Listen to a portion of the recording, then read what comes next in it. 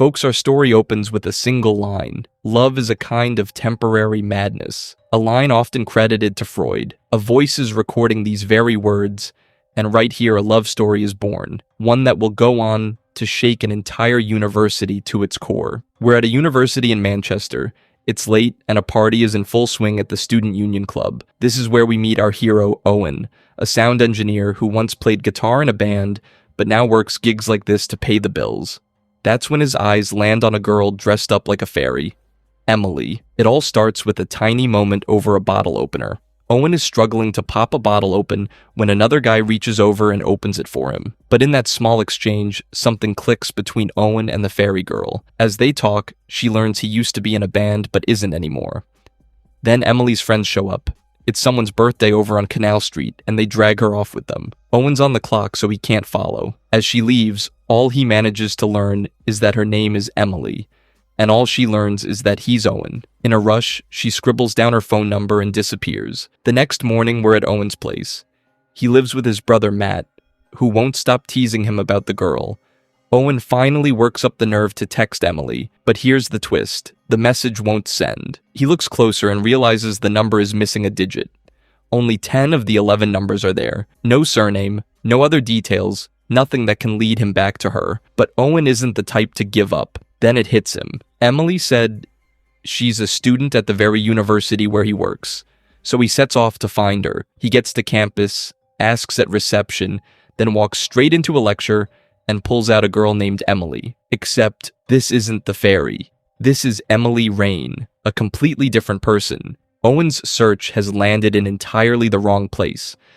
Now, folks, let's take a moment to understand who this Emily Raine actually is. She's a scholarship student from Iowa in the US, and her visa is riding on this degree. If she fails, she has to go back home. She's writing a psychology dissertation built around the idea that love pushes people to sabotage themselves, that love leads to self-sabotage. Her oddball professor, Westlake, mocks her in class for picking such an easy topic. For her thesis, Emily needs a real, living example, someone whose entire life has been wrecked by love.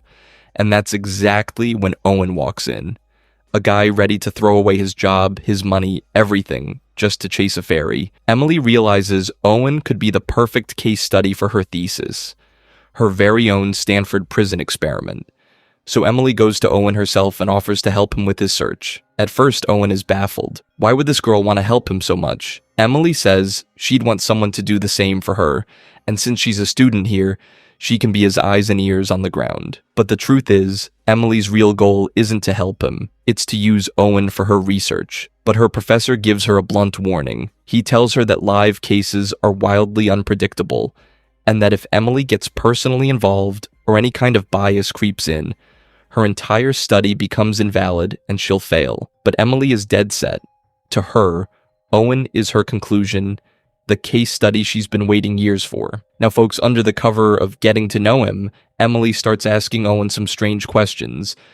Does he take any medication? Does he have any mental health condition? Has he ever been in a psychiatric hospital? Does he have a criminal record? Owen is thrown off by the bizarre line of questioning. But really, Emily is confirming for her thesis that Owen's obsessive behavior comes purely from love, not from some pre-existing condition. After that, Emily confesses to her friend Anna that she's turning Owen into a case study without his knowledge, which is wrong, and maybe even against the rules since something like this requires a signed release form. But Emily feels cornered. If she doesn't land the Donegan position, she'll have to go back to Iowa to live with her mother. Around this point, another sore spot in her life surfaces. Tristan, a man she's been in a purely casual relationship with for 3 years. Meanwhile, Owen and Emily comb through the bars along Canal Street hunting for the fairy. Owen keeps slipping cash to the doormen, trying to pry information out of them, but no one gives him anything. In a single night, he burns through hundreds of pounds and finally gives up completely. He figures the fairy must have chosen someone else. That's when Emily stops him and tells him that if he wants to be a lover, he has to be a fighter too. But for Emily, this case study is everything. Her entire career is riding on it. With Anna's help, she gets her hands on something that changes the whole game. The email address of every single Emily enrolled at the university. Now she pressures Owen to email all of these Emilys at once. Owen is terrified If he gets caught, he could lose his job. But Emily convinces him this is his shot and that his fairy is somewhere on that list. In total, the university turns up a full 318 Emilys. Now, folks, here comes the movie's first big bombshell. Owen carefully types out the email. In it, he writes that he's the guy who didn't have a bottle opener that night, the one who's hoping to find that fairy again. At Emily's urging, he nervously hits send. But that's when Owen makes a disastrous mistake. He was supposed to email each Emily separately. Instead, he accidentally drops all 318 Emilys into one single email. Now it's become a giant group thread where every Emily can reply to everyone else. Within minutes, the whole chat is flooded with memes and jokes, and nobody knows Owen's real name.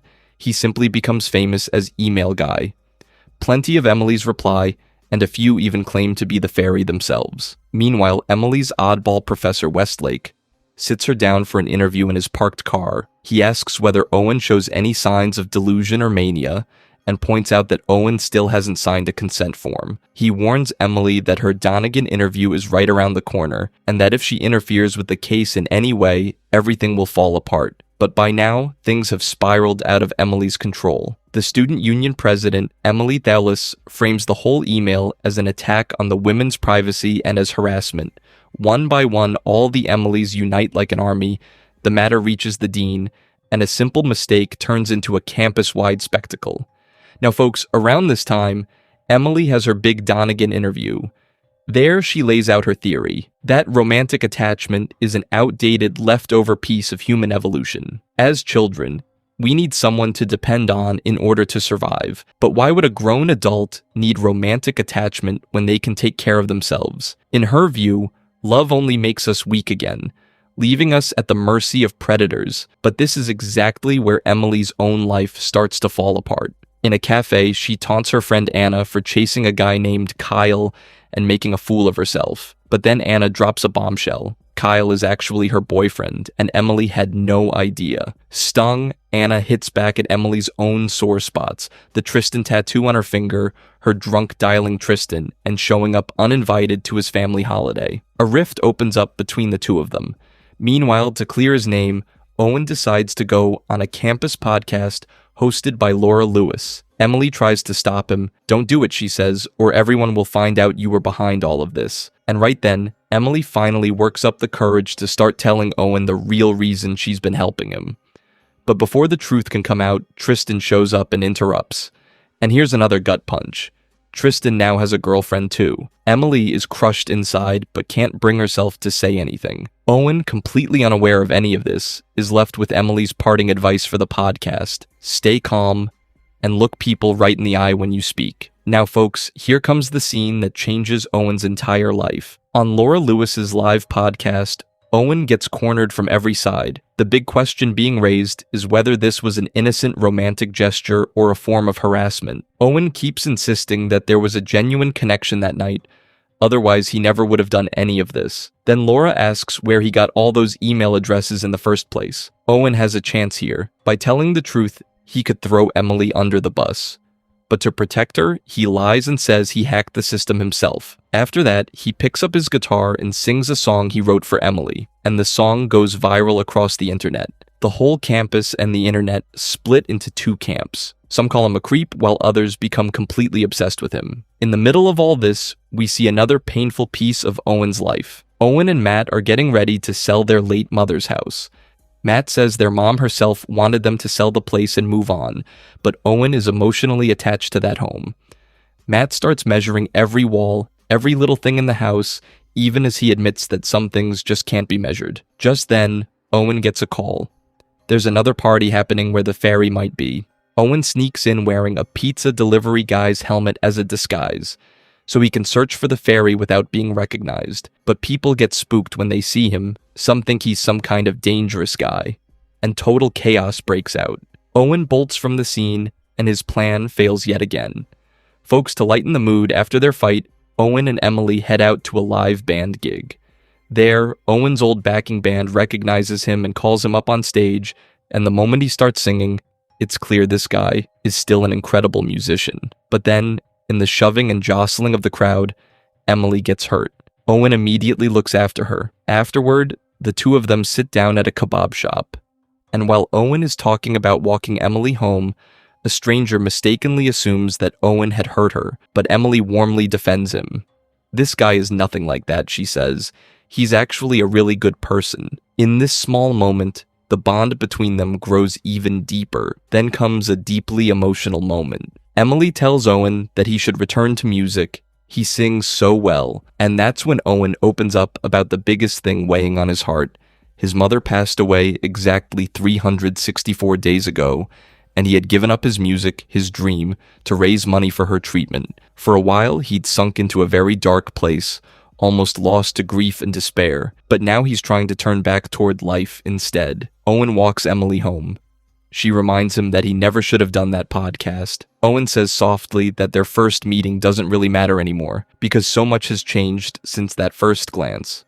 There's an unmistakable pull between the two of them, but before anything can move forward, Owen says goodnight and leaves. But the very next day, folks, the biggest blow yet lands on Owen. In a live announcement, the dean declares that Owen's job is terminated, effective immediately. Owen is fired over that security breach. Heartbroken, Owen takes off to the faraway Peak District. Back home, everyone is worried. Owen tells them over the phone that he won't have any money this month, and that all he wanted was to keep living in his mom's house.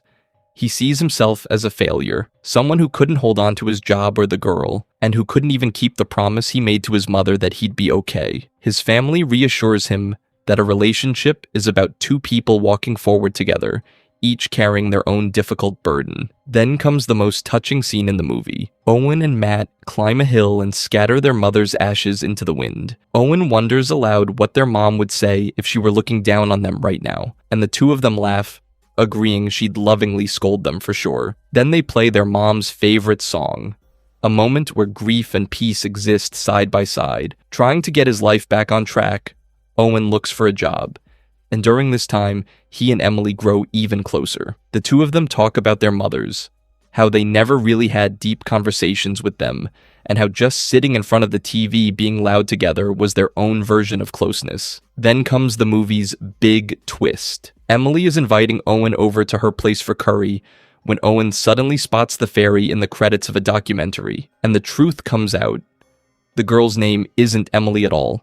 It's Emily. That's why she never got that email. Owen had been searching for the wrong name the entire time, and at that exact moment, Emily herself messages Owen, saying she wants to meet him tonight. And here a strange inner conflict begins inside Emily. The fairy this whole story was about finding is finally within reach, but by now, Emily herself has fallen in love with Owen. Even so, she swallows her own feelings and sends Owen off to meet Emily. When she gets home, Anna is waiting for her with an apology cake. The two of them make up, but Anna can tell just how torn up Emily is inside. Now folks, Owen finally goes to meet his dream fairy, Emily, but the moment he'd waited so many days for doesn't turn out the way he'd imagined. In their conversation, that old spark is nowhere to be found. Owen had once said that during their first meeting, time seemed to stand still, but with Emily, time just races by. Meanwhile, at the Leavers Ball, Emily is with her friend. The friend tells Emily straight out that she's actually started falling for that sweet, down-to-earth guy, Owen. Emily half-heartedly denies it, but the truth is already showing on her face. That same night, an old, unfinished chapter of Emily's life also comes to an end. Tristan tells her that he never worries about her, because she always handles everything on her own. Emily quietly says that there was a time when she wished Tristan would worry about her. Tristan attempts a hollow sort of apology, but none of it means anything to Emily anymore. She lets Tristan go for good. Back on Owen's date, Amélie suddenly realizes that this is the famous email guy. Excited, she calls over the other Emilys who happen to be nearby, and once again, Owen is swarmed by a crowd. What was supposed to be a quiet date turns into a spectacle. Owen and Amélie part ways in an awkward atmosphere. No spark, no magic. It becomes crystal clear that the person Owen was really searching for was never Amélie at all. Folks, after that date, Owen heads straight to Emily's place to find her. Emily isn't back yet, so her flatmates let Owen in and sit him down. But this is where the biggest bombshell of all is about to drop. While he's inside, Owen comes across printouts of Emily's thesis, and along with them, recordings of all their old conversations start playing. Big betrayal. Owen realizes that from the very beginning, he was nothing more than a case study for Emily's research. Just then, Emily walks in and starts explaining herself. It all began as just a degree project, she says, and she was about to tell him the truth. But Owen's heart is already broken, and he walks out. A devastated Emily follows him all the way to his house. But Matt stops her and tells her plainly that it's all over now. She ruined everything with her own hands. Meanwhile, Emily's friend learns that her written thesis has received outstanding marks, but her live presentation is still left to go. By now, Owen has blocked Emily's number. To win him back, Emily sets her ego aside and goes straight onto Laura Lewis's podcast. There, she admits in front of everyone that she's not the dream girl Emily. She's the Emily that Owen trusted for help, and who, in return, got him painted as a toxic online villain. She publicly sets the record straight. Owen never hacked any system. She's the one who handed him those emails, and she pleads with Owen to please come to her final presentation the next day. But Owen's anger still hasn't cooled. He flatly refuses, saying he doesn't want to hear anything more from Emily. And when someone asks whether time stood still this time too, Owen shoots back sharply, "No, this time just raced by." Now folks, here comes the climax of the whole story. In Stoller Hall, Emily stands up to deliver her final presentation, but she takes the conclusions of her research in an unexpected direction. She admits in front of everyone that her thesis truly did prove that love drives people to sabotage themselves. But her real subject was never her case study. It was herself. In front of the packed hall, Emily confesses that during her research, she fell in love with her own case study, Owen. She states plainly that Owen never hacked anything. She's the one who gave him all those emails herself. And now she believes that even if love is an old evolutionary hangover, it's still the single most essential thing for human connection and growth. Love can't be measured from the outside. From the outside, it looks meaningless. But until you're inside it yourself, you simply can't understand it. She apologizes to everyone, and especially to Owen. The moment she finishes, Emily runs outside to find Owen. The two of them come face to face. Owen taunts her, saying all of this apologizing wasn't for him, it was for the audience, so she could secure her degree or her visa. But Emily says all she's ever wanted is for people to be honest with her. So Owen tells her, fine, then she should be honest too. Just tell him how she actually feels. And right here, Emily pours out everything in her heart. She loves the way Owen asks questions, loves how he hides his hands in his sleeves when he's nervous, and even loves the boring way he talks about the Champions League. She says that Owen being so endlessly positive about love is pure madness, but he makes that madness beautiful too. And finally, she repeats the very words Owen once said about the fairy, that Owen showed her the world in colors she never thought existed. And now comes the sweetest big callback in the entire movie. With a perfectly straight face, Owen says she must be mistaken. He's just here to deliver a message from her dad. This is the exact same line Emily had used to brush Owen off at their very first meeting. By now it's become their own inside joke, and that single line holds all of their love within it. At last, the two of them come together. Folks, the real message of this story is this. Don't treat love as something to be weighed on a scale from a distance. The people who stand on the outside trying to calculate love often only understand, after falling into it themselves, that it doesn't run on logic. It runs on the heart. Don't be afraid of being a little cringe like Owen, and don't be scared to speak your truth like Emily. And now tell me, is love really a kind of madness? Or is it the one thing that gives life meaning? Be sure to drop your answer in the comments.